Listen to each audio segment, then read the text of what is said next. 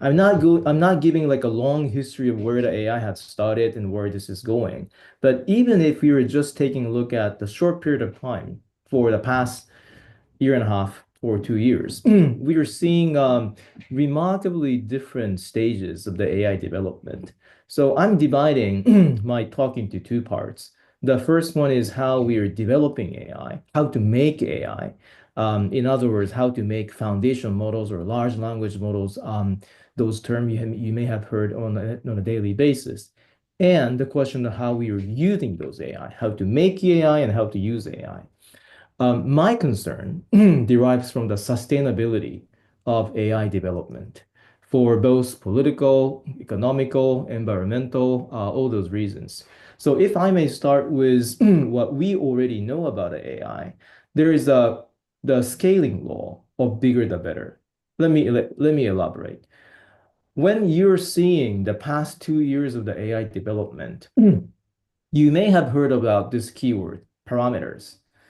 You have 5 billion parameter model, 100 billion parameter models, 3 trillion parameter models.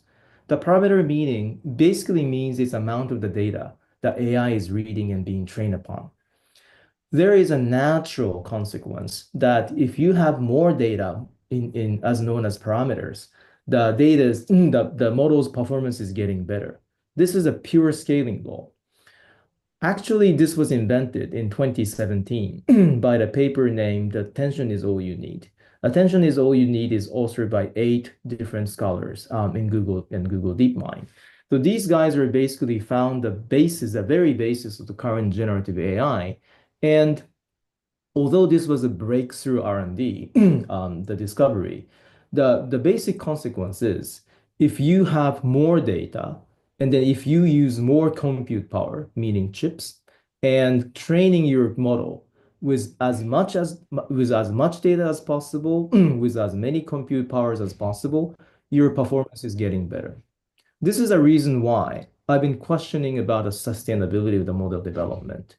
Because if we are pursuing this way, you have to like spend trillions of millions of dollars. And also the first mover, like OpenAI or other big companies, are cementing their dominance. But fast forward, if we go back to 2021 or 2022 or 2023, we know about OpenAI, we know about Anthropic. There are a lot of household names of the AI development companies. These guys are all making large models. Fast forward 2 years later, January this year, we saw this shock of the DeepSeek. DeepSeek is, of course, it's not a small model, but DeepSeek was not using gigantic amount of money, but still made happen the same performance, a similar performance as the largest model of the world. What this is showing is that this scaling law of the bigger the better is no longer extremely valid or relevant. During those 2 years, what was happening was various many developments in the theory and the discovery of the new methods to develop AI. For example, my company, I'm not here to like promote my company, but what we did was the opposite of the bigger the better. Not just our company, but almost all the companies, except the big ones, is trying to find a solution of making equally well-performing models without spending trillions of dollars or collecting gigantic amount of data. There are a couple of different ways. I mean, I'm not giving you the comprehensive list, but one of which is named reasoning. So just like a human brain, we are training the human brain not just by collecting knowledge meaning reading textbook. We are training our human brain also by thinking thoroughly, thinking deeply. So we are using this analogy in the AI development. On top of just reading the textbook or collecting data, you pause for 2 seconds, not immediately rushing to the conclusion. You pause 2 seconds and allowing yourself to have more thinking time to come up with a better solution. This is one of the way which you can train the model or you can use the model without collecting too much data and then still getting a better performance. This competition between thinking and collecting data or the data is picking up the speed in the past 2, 3 years. And finally, there is a famous international conference named the New RIPS which held in Vancouver, Canada last year in December. And people, even in the biggest model maker, declared that the time is over for collecting as many data as possible. Now everybody is getting into the area of reasoning and other methodologies of training the model in a more efficient manner. That's my first part of the intervention. The second part is now we are getting more and more into the phase of thinking deeply how we can use the model. Because when we are talking about AI, it's almost synonymous about ChatGPT or those chatbot. You're asking questions by using your language, and then the AI system, chat something, is returning the answer. This is already an amazing R&D, an amazing discovery. But still, if the AI is all about ChatGPT, it is not solving our day-to-day problem.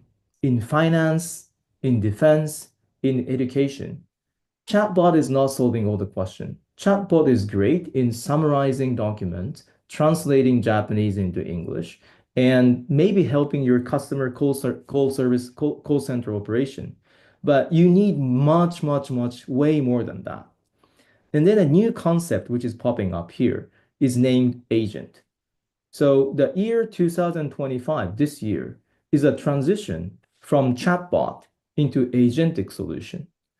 Agentic solution means you're using a lot of different foundation models or a chatbot and all those AI foundation models to make sure that AI will be autonomously behaving and solving some tasks for you. So for example, if you're telling AI to book your next holiday, it consists of many different steps. AI have to search the web to find a nice hotel for you, meeting your budget and requirement in your taste. And then they have to make a phone call or make the email or doing an online reservation system to actually book hotels. And then you have to book the flights, which is aligned with your hotel reservation. So it's a multiple steps and also interrelated steps. So you cannot hold AI's hands at each and every step. AI have to think by themselves to carry out the task. So this is what we call the agent. And then this has the direct repercussion to expanding the use cases. It's no longer a chatbot answering the questions. It's more about solving your task. So this is how this is getting more and more relevant to the specific use cases in specific verticals. My company is working heavily on defense and financial institutions. Other company, like our friend Raul, is working on education sector. So I think one of the trend we have to keep in our mind is this year is the critical year. We were sitting in the critical juncture of moving from just the chatbot into the agentic solution. Let me stop here.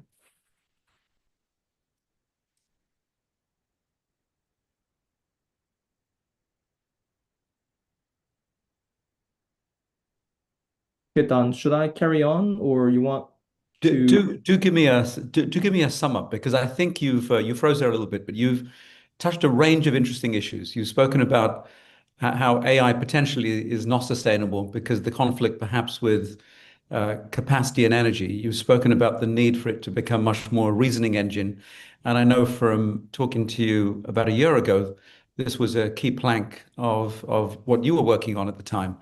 Um, you've also spoken about the security, not just planetary, but also between countries, the security and defense issues. Um, See if you can draw it together for me before I hand to Annika.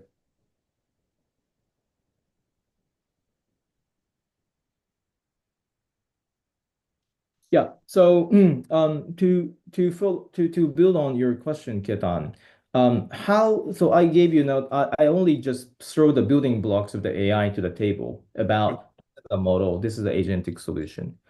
What this means to make happen some real use cases, especially in the defense or the financial industry. Let me start by giving another tangible, concrete examples what AI can potentially do. Because I believe that the responsibility of AI guys, like three panelists here, is not just painting the rosy picture or the scary picture like a sci-fi novel by talking about what AI can achieve potentially in 100 years or 10 years. But what I believe is my responsibility is to illustrate within the current technology to what extent AI can do something and what is beyond the current AI capacity. So I think this is a question of hand in hand with the level of the current maturity of the technology and what we can do. For example, let me take one simple example. In the financial industry, and maybe you're familiar with investment banking, commercial banking, other transaction banking, et cetera, et cetera. You can easily imagine what we have in a commercial banking, which is me going to the bank and doing what? Which is applying for the mortgage, for example. The mortgage application comes with 10 pages of document, which has your information, your financial status. And then there is a labor-intensive process within the bank to screen this application and make a judgment whether the bank will be lending money to you or not. How can we automate this process?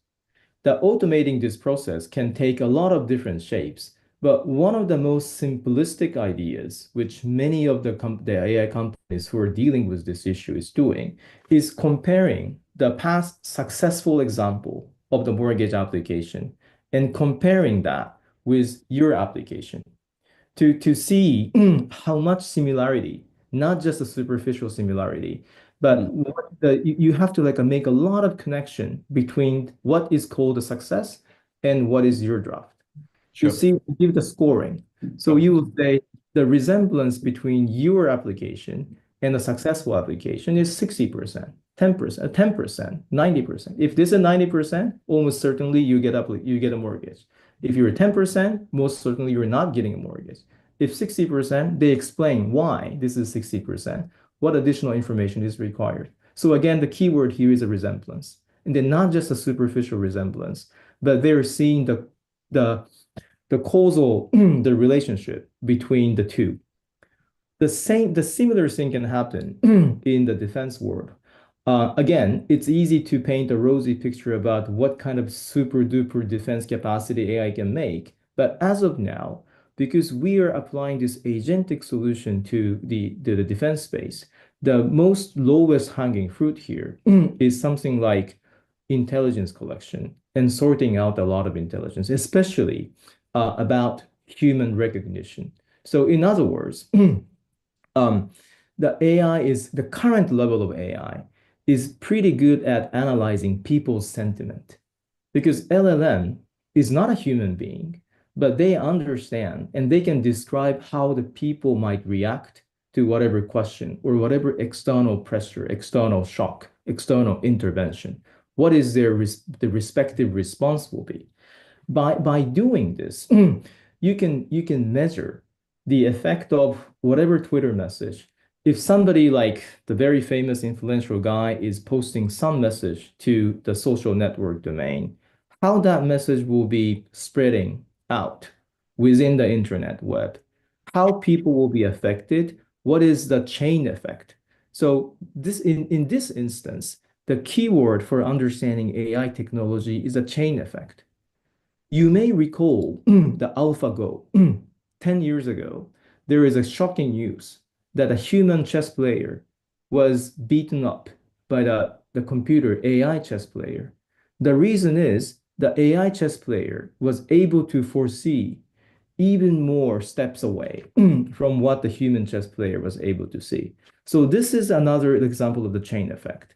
And what we are bringing into this intelligence analysis is you may want to understand what's your first gambit or your first, the first step of your internet intervention is leading up to. Human, the human brain can only anticipate 10 steps away, but maybe AI can anticipate 100 steps away with a lot of interconnected and the chain effect nature. So I Yes. think that's what is actually happening and why these things are happening from the technological perspective. Ren, thank you. Thank you very much.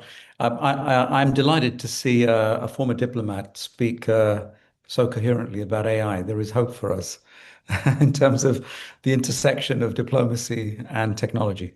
Um, I think the administrators are still trying to track down Annika, who had some technical issues. I'm going to turn to you, Rahul. Rahul, I'd like you to begin with, sorry, Annika, you on? Yeah, yeah, I am here. I'm not sure if you can see me. Oh, there you Is are. it better? Oh, you're on, but you're on as me in terms of the name. But I can see you are actually you, but Just barely. it comes up as me. So why don't I Oh, interesting. I'll just I yeah. Let me stop my while you camera for a sort second that while you and sort get.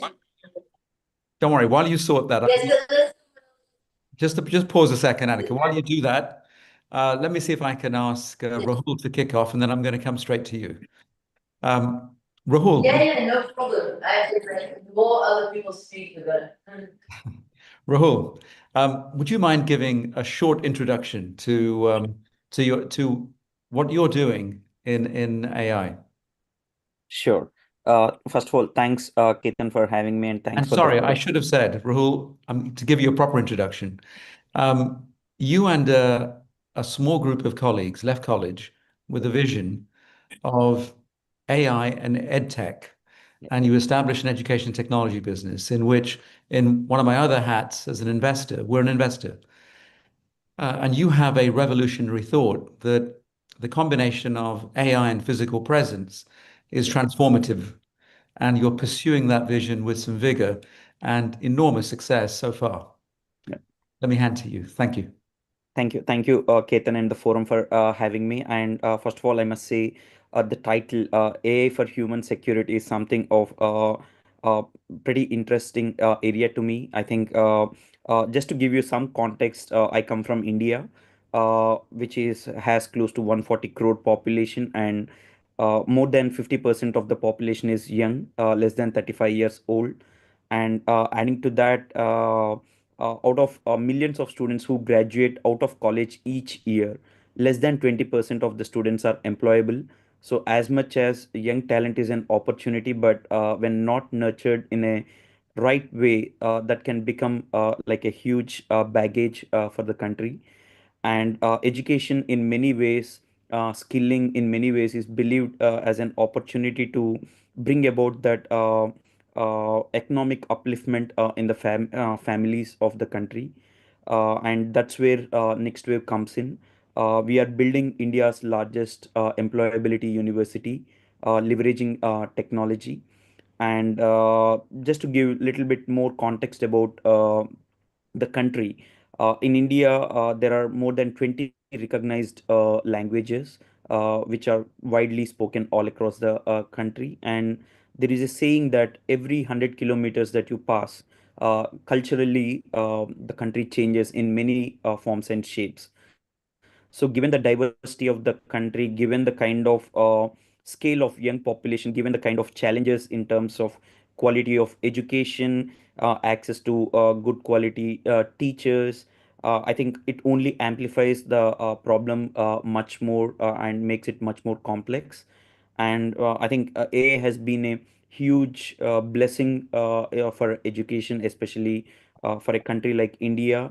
And I think we leverage AI to personalize education in many ways, given the kind of diversity that exists. One shoe fits all sort of an approach is not something that works to make education more engaging and rewarding in all ways. So we have been using AI over the last 4 or 5 years, even prior to generative AI becoming mainstream. We use AI to personalized assessments. We use AI to provide a one-on-one tutoring. We use AI to bring about personalized learning paths. All of this aimed at to ensure, given the variety of students' backgrounds and the kind of context, knowledge, or information that they already have, or the kind of skill set that they possess, and the kind of formats that each student would be preferring with regards to learning. Given the nature of diversity of human individual, I think AI has only helped us in making sure that, like, students stay engaged, which in turn helps them build skills, which in turn helps them become employable. And we have seen transformative stories of Indians coming in from wide variety of backgrounds. We have seen homemaker with an aspiration to make it to IT, coming to us and leveraging our AI-driven platform, learned skills over time, and then eventually made it to one of the top IT companies in the country. And we have seen a Uber car driver who wanted to make it to IT. So again, during his free time, using his mobile device, picked up a lot of skills with us, and eventually landed into an IT job. So we have seen diverse stories of individuals coming in from like a very wide variety of backgrounds, coming in from tier 2, 3, 4 places, leveraging their mobile, building their skills, and ultimately landing in their dream job. That to me is the real transformation, which we want to bring it about at scale. And given the generative AI, I think there is some calculation that we have made, given the scale and pace at which AI is becoming faster, cheaper, and more capable. I think we'll be able to bring about like a personal tutor or coach and mentor to every student, and at an affordable cost of say 2 to 3 dollars a month. I think that is gonna revolutionize the way education happens in the country. And I think that truly means bringing about economic mobility among large scale of young population within the country. uh, I'm only excited about the progress that AI is happening. I think the pace at which the power of AI compute, Moore's law says that compute power doubles every 18 months, but within the AI domain, all we are seeing is like the power of compute is doubling down every 6 months or even less, making it more cheaper, accessible, faster, and more capable. And I'm more excited about the kind of AI use cases that we are building within next wave, and making it more accessible for larger student community within India, in the form of personalized mock interviews, in the form of personalized assessments, personalized learning paths, personalized tutors. We do deliver medium of instruction in 10 Indian languages. So I think all are more geared up towards bringing about that human security, and we are leveraging AI through that. Thank you. Thank you, Rahul. Very exciting journey you're on. Annika, your camera's off. We can't see you. Oh, we can see you now. Would you mind turning Indeed. in landscape so we can see in the same format as the others? Thank you. So you can see where I am, which is a very cheap hotel in the middle of London. Let's see if I can get this. How I Annika, was wondering how interactive this is. Can I get people to like raise vote on something or raise their hands? Is that no, something with no, no. no? You can give a 3 to 5 minute speech to start, and we can go from Okay, there. So, I'll take Annika, lay out your stall. I'm going to introduce you properly first. So, uh, for Annika one. has a background in astrophysics. She worked with CERN too. She worked for an investment bank, Goldman Sachs, and she is a crypto entrepreneur that probably has the record for raising the largest amount of money in the shortest space of time in that field online. Um, she has some revolutionary ideas about what AI can do, and has made some enormous breakthroughs that if rolled out and scaled, I think will change this field. Annika, let me ask you to make a few opening remarks for 3 to 5 minutes, And then we have Yes. time to engage all of you in a dialogue too. Yeah, I'm just gonna say three things and keep it very short so that we can continue the dialogue. Number one, a question for you, everyone, to have in your mind. When was the last time you bought a product that actually did what it was marketed to say that it does? I would guess never. The problem that I want, I wish I could make the whole world aware of is what people think AI is capable of versus what it actually is capable of today is like one of my head of engineering compares the code that's written by an AI today to the code of an intern. The point being that I, for whatever reason, landed in all these innovation cycles of some big thing. So blockchain, for example. And what happens is there's this trough of despair. And I don't mean to be negative, but it's just realistic. It's gonna happen. Because people are scared of losing their jobs right now. People are talking about personalized AIs. They're talking about, AI agents that are able to connect things together.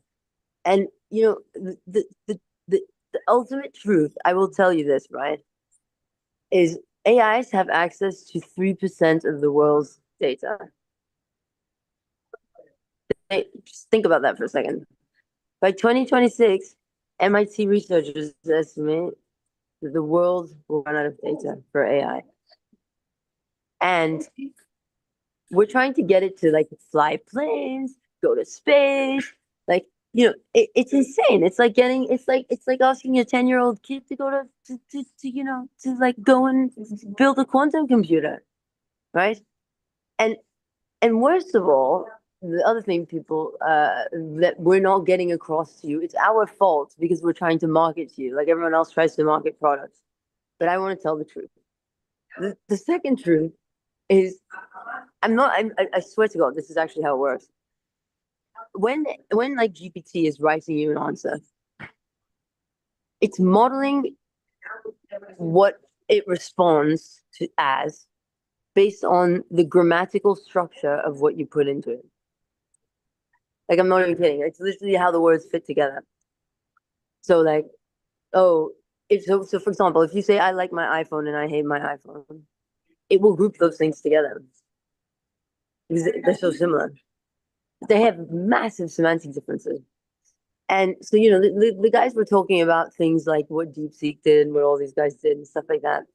And the reason why they were able to produce such good performance, those things, is because they were narrowed down to such a small scope of data and taught to learn that and then operate on only things related to that. Right? So, of course, it's going to be an expert. It's like if you have a kid and you teach, Ronaldo's his kid, he teaches him to be a footballer. Why did he be a great footballer? Right? The reality is, we are so far away. Like I can't even explain how far away we are from being able to replicate the ultimate things that make humans different and necessary, and why your job will never be replaced. Which is, text patterns are not the same across domains or levels of expertise. When I'm a particle physicist, by the way, not astrophysics.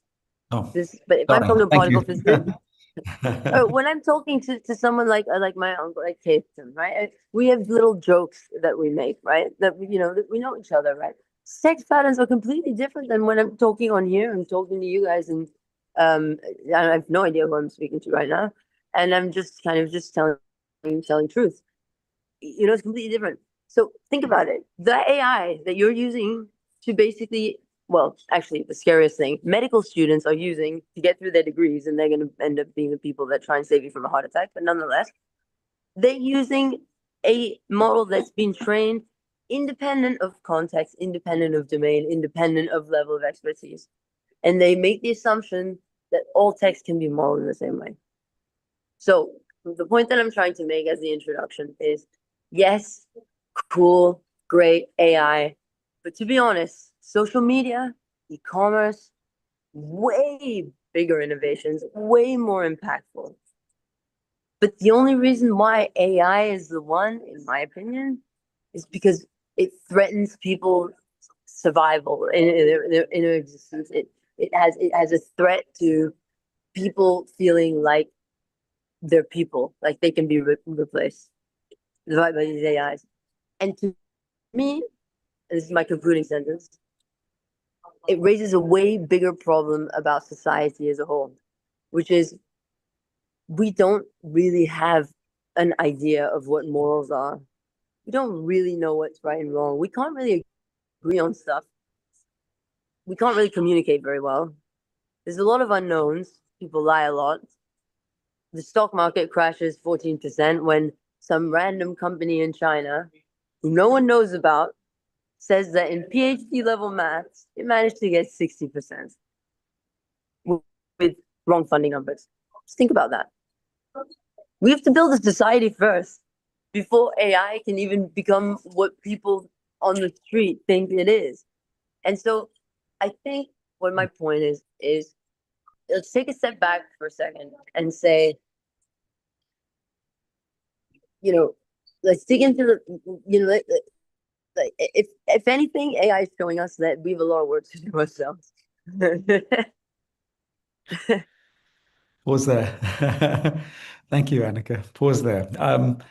We've had three very different, interesting perspectives, all linked by this thing called AI in some way, and three people who are dedicating their time and parts of their lives to this, and three very different styles and approaches to advancing this field.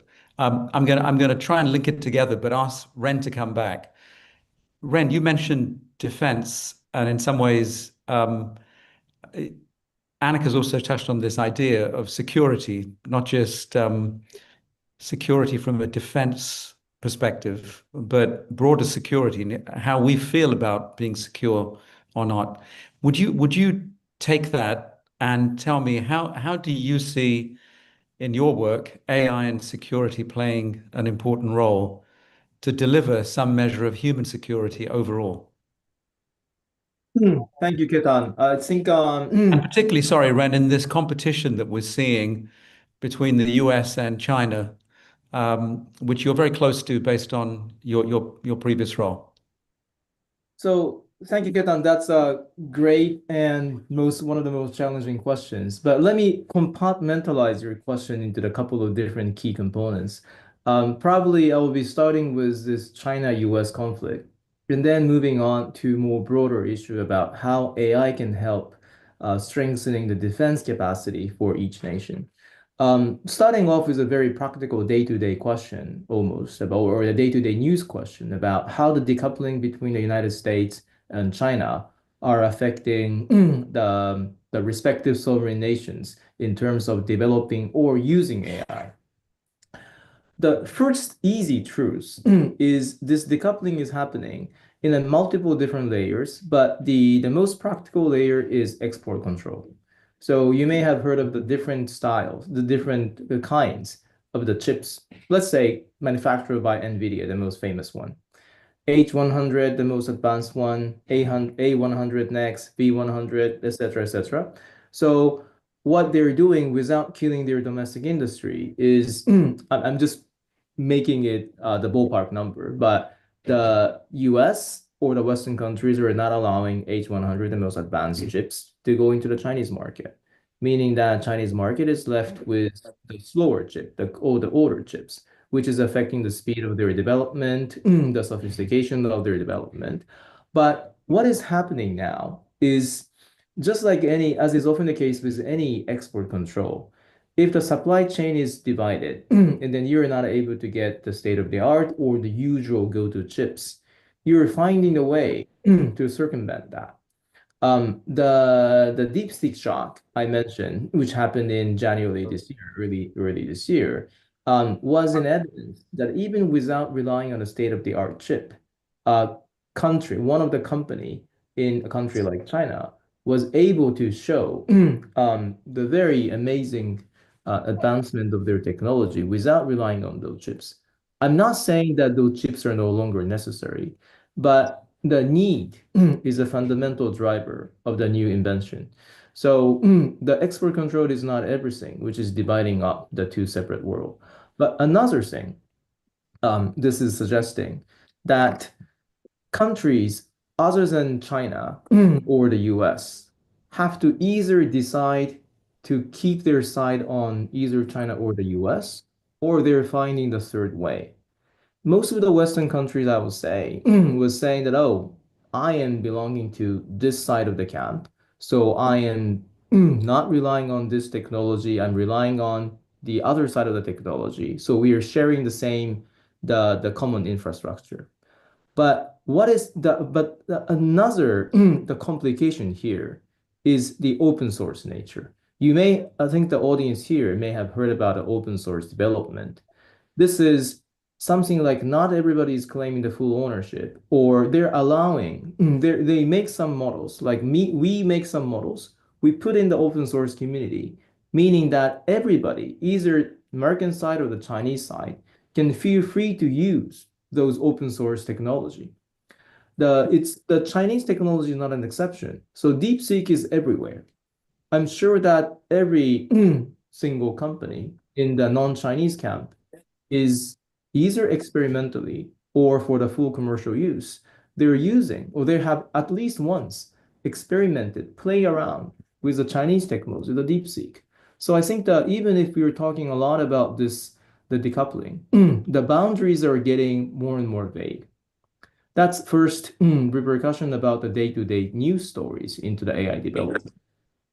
I'll be short, but the second point which I want to make is based on which, what kind of warfare or defense are we using AI technology for? Again, I want to use the analogy of sci-fi novel versus what is practically possible. Sci-fi novel says, oh, your helicopter, your their airplanes, your drones, everything has AI embedded in those gadgets, and AI is fighting against another AI. I think we are not quite yet there. What is happening is, of course, you're building up a lot of components, different components, to to come closer to those sci-fi novel, but we are not yet there.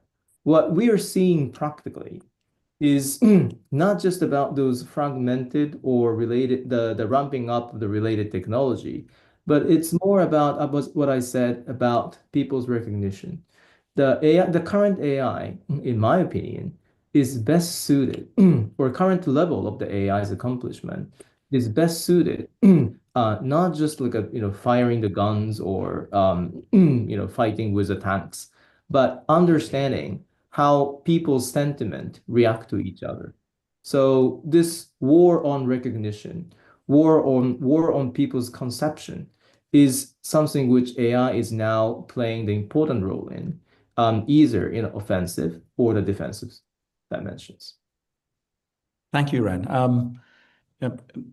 Interesting, and I'm going to actually come straight back to Annika before I come to Rahul on this, which is Annika, there is this notion, right, that the AI will somehow use up all the energy on the planet and somehow will arm us all to fight each other and kill each other in large numbers and be enormously destructive. But you've made some breakthroughs which suggest that's not necessarily true. It doesn't have to use up the energy of the planet. And our tracker suggests, as we look at who's building renewable energy, it's the tech industry is funding huge amounts of new energy programs, and mainly renewables, but funding huge amounts of energy because they're big users of energy. And the war on chips and who has them to fuel the next range of AI is also intense. But you've made a breakthrough, or a series of breakthroughs, which suggest that actually the dependency on chips and that level of energy is not needed. Is that something you can talk a little bit about? Share your thoughts, please. Yeah, for sure. So I'm sure everyone here, I was a little bit young, but everyone remembers when search, Google kind of came to the scene. And there's Yahoo search and Google search and all these things. And at first they're all competing, and it was like, oh, which one's the best search engine, and which one do you want to go to or whatever. But eventually they kind of commoditized things. And sure, you can like DuckDuckGo or Bing or Google, but ultimately you get the same thing every time. And before that, it was like pages on the internet, right? So what essentially what I'm trying to say is, in my humble opinion, these innovation cycles happen in three main layers. There's the base hardware kind of core infrastructure layer that enables it to happen. So in e-commerce, that's literally, payment terminals and the government approving it. In AI, it's these chips, right? Then there's kind of the commoditized layer that sits on top.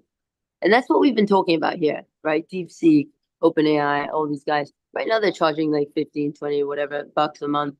The reality is, like I say, they model text patterns. It's like a search engine. It's going to be a commodity. The only way, in my opinion, they're going to make money is by doing advertisements, and very highly personalized advertisements, which is one of the things that we actually look at things as well. But the point is, that layer, that commoditized layer, is going to go through a couple of changes, I think. And the chips don't matter. The chips will matter for those commoditized layers, but there won't be many because there's no point in having many. The war in that layer will come from, in my opinion, the self-sovereignty of these commoditized layers. Because if you ask DeepSeek, who owns, like, what's Taiwan, you're not going to get the same answer as when you ask GPT, right? There are companies out there already who are PR companies that are very intelligent, that are they're working on how to basically how to make the AI position you well when you're being talked about by the AI. Just like on search, there's SEO, there's going to be AEO. Anyway, the point that I'm trying to make is what the thing that will fundamentally matter that we're still away from is the application layer that sits on top. That's where the money. The commoditized layer, that just gives you, it speaks it nicely. I don't speak very well, as you can probably tell. And some of my ideas are okay, but if Ketan said everything for me all the time and I could just come up with ideas, that would be great, right? And so you're starting to see the application layer, but it's very, very immature. No one's investing in it. People, for whatever reason, are still investing in data centers, which is, in my opinion, stupid because there are going to be too many data centers. It's going to be saturated. The price of cloud will go too low and they won't make any returns. But Annika, you partly believe that because you've managed to make a highly functional AI work with far less energy and far less computing power. Oh, Right? so so yeah, yes, but like what I'm trying to say is we're kind of partially through the ground layer and we're getting into the commoditized layer where people think GPT is AI. It's not, it's a commodity. It's like the search engine. I basically was like, oh, well, what's going to happen next? The application layer. And just like Shopify for e-commerce made it so easy for anyone to just spin up a store, or Stripe made it so easy for anyone to like take payments. What Clear AI is it builds AI with AI. So any non-technical person, any use case, whatever, can add any data they want, and we have all 14 billion non-porn, non-terrorist web pages in our system, and we've figured out the most important thing for the application layer, which is coming, which is what I said before, which is the data. Reconciling the data and then making it, putting it together in such a way where you're always producing the most accurate result, and then you get GPT to make it sound nice. Okay, I like that. I like how you put that. It's as bold as I always have hear you talk about AI. Rahul, I'm going to ask you to take that application layer because you think you've figured out how to take somebody from a second, third, fourth tier college who is poor, not very well educated. They didn't go through the best education system. Their parents have spent a lot of money educating them to at least even that level. And their future is not great, despite the fact they're doing a degree in a second, third, fourth, or other tier university. You think you can give them AI tools and have them perform at a level way above that level, Yeah. somewhere first or second tier. And you've now tried that and it's Yeah. starting to work. And it's starting to work somewhat at scale. Rahul, talk a little bit about that and what you're doing with that. Ketan, if you don't mind, before Rahul says something, I just want to make a comment. Rahul, I have massive respect for what you're doing. Um, I believe in equal opportunity. I've hired homeless guys who are my best engineers. Doesn't matter where you come from, how much money you have. It's about how well you do, and I really respect that you're doing that. So, congratulations. Wonderful. Rahul, Thanks tell us about how you're for doing that. your kind words.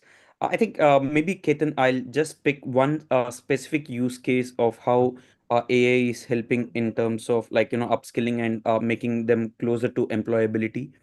We have built this platform called Mock Interview, which Um, effectively is an AI interviewer on the other side, and usually students, while they might have built skills related to problem solving and coding and all of it during the upskilling period, but when it comes to interviews, given that they have been undergoing through learning in a very isolated mode and the two at an individual level, so they never really have gotten an opportunity to express or articulate how they have I mean what they have learned, or even in terms of when it comes to explaining their own projects, what they have done. Many struggle to do that effectively, and we have gotten this mock interview as an application which effectively does nothing very fancy, but it uses the same real time speech to text followed by analysis by GPT, and then gives feedback again that translates from text to speech. So there are some few short prompting and some bit of fine tuning that happens. So I think this is a powerful tool. A student coming in from anywhere across the country, so they now have access to some expert level interviewer, which almost simulates like a real interview process.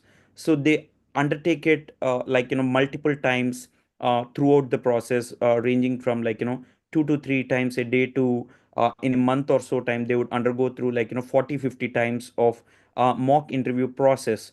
So by the time they come to the real interview process, they have already been through different kinds of situations, and they have already been fluent with how do they go about articulating what they have built and what they have learned over the course of duration. And we have seen significant value coming in from just this one tool called a mock interview, which is in some form and shape improving the confidence of a student.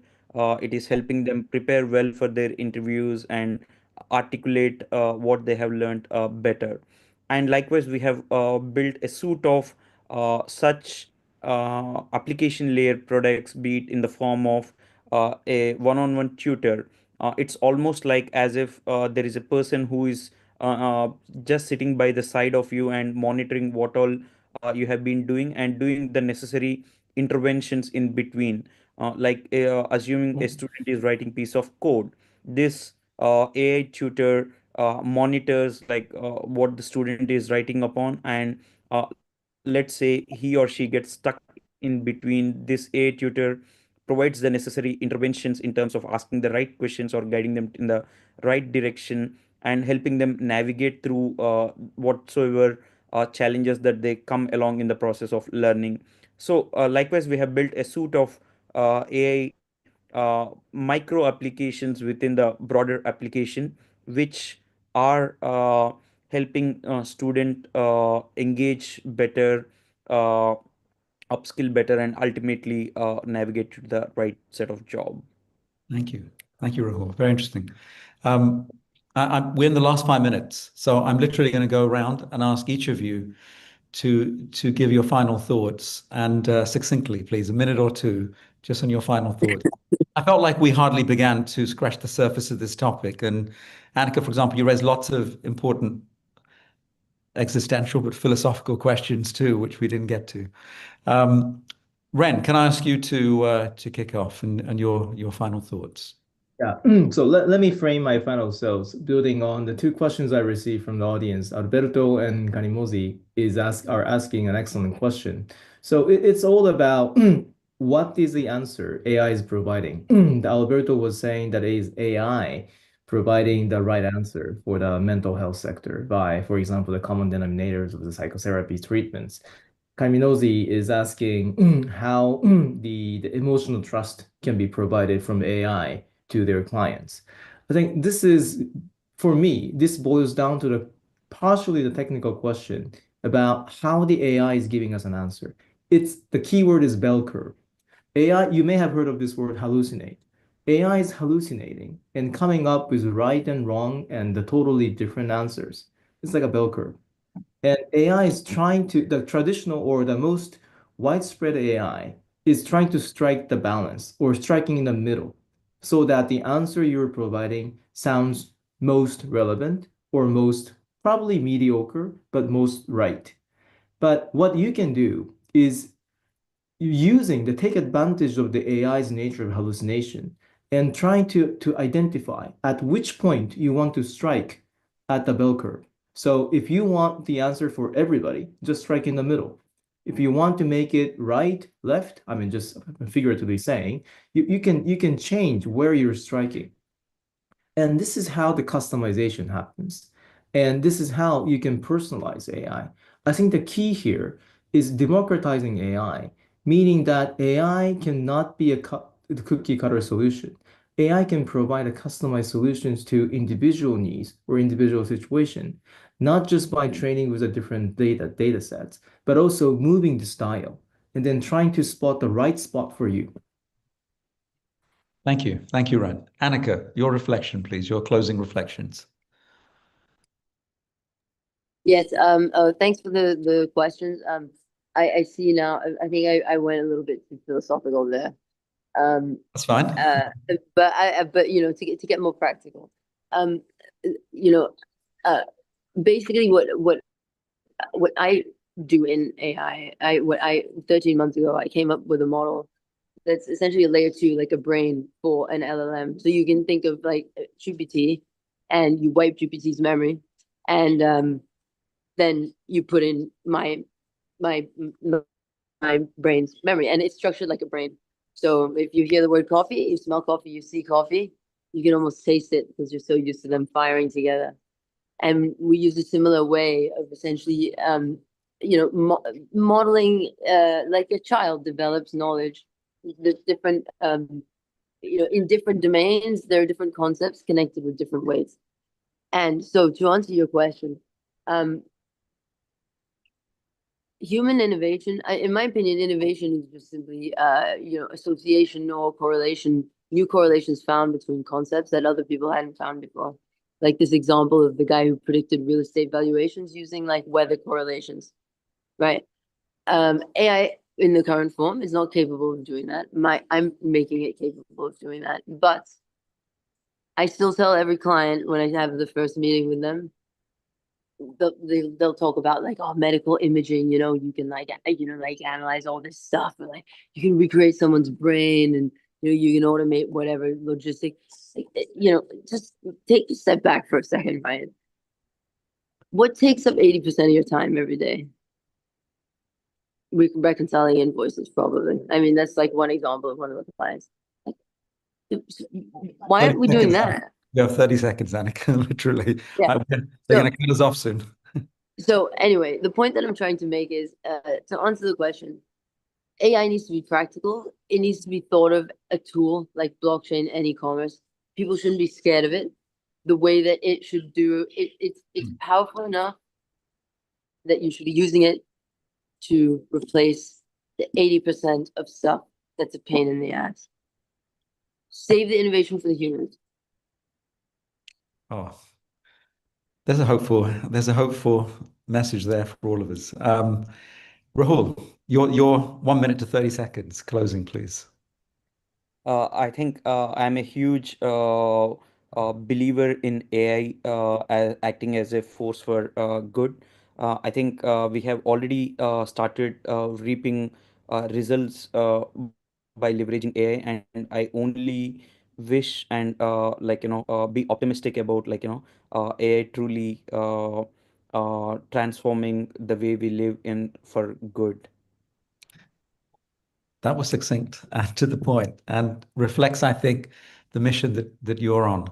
If I can just thank the panel for sharing your thoughts so openly and frankly about what you believe, and for pointing out the different parts of the journey that you're on, which reflect some of the differences in terms of where AI is too. And I think what we've heard from this panel is that AI has a role, of course, in networks and intelligence and using that to guide us and to allow us to perform. Also, I think we've heard, particularly from Annika, that AI is not where people imagine it is yet. And she's working on getting it to a level where it functions more like a human brain. Um, and then at that level, its performance will be quite different. And Annika has made a very important point about the importance of human creativity and innovation and the AI as a tool. And from Rahul, we've heard how they're using tools to see if they can help performance, fundamental performance of individuals to rise. And I think taking this together, I think we have a superb panel, which I wish I could have had more time with to draw up more of the things I know that they're doing. I would encourage you to get to know some of the work that they do, and I believe we should look out for the great successes that we will see from this group. Thank you very much. Okay, then if this isn't over yet, I forgot to say one thing, which is it's okay if you don't know what to do with AI. Because people feel like they should know, but like I don't know what to do with my taxes. Everyone will learn. I wouldn't worry. I wouldn't worry. Thank you. And I want to thank the World Academy of Art and Science for hosting this event. And we're delighted as Force for Good to work with them. Thank you. Thank you. Thank you. Thanks, Thank everyone. you so much. Goodbye.